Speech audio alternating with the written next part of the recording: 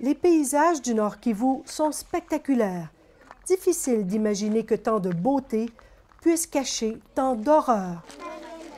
2000 personnes s'entassent dans ce camp de déplacés, juste à côté d'un magnifique parc national, où se réfugient des groupes de rebelles et de militaires, congolais et rwandais. J'ai peur, dit-elle, d'aller chercher le bois dans le parc. Les soldats me courent après. Mauro, qui a 12 ans, prépare la bouillie du matin pour ses 10 frères et sœurs. Le bois ici est essentiel à la cuisson. Mais depuis que les Nations unies ne donnent plus de nourriture ni de bois, les femmes vont le chercher dans le parc.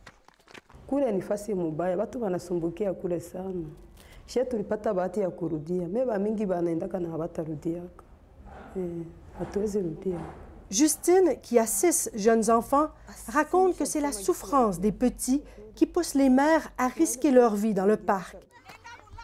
Le 6 novembre, elle était en train de couper du bois avec une quinzaine d'autres femmes quand des hommes armés les ont attaqués.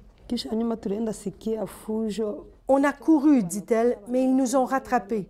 Je me suis débattue, mais il avait une arme. Justine raconte son histoire avec une gêne qui fait mal à voir.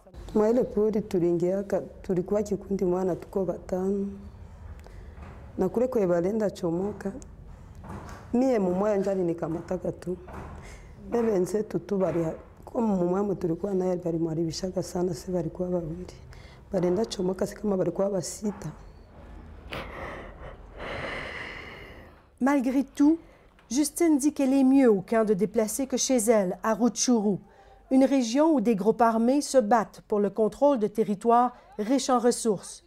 Mais elle ne sait pas où elle va aller chercher son bois désormais.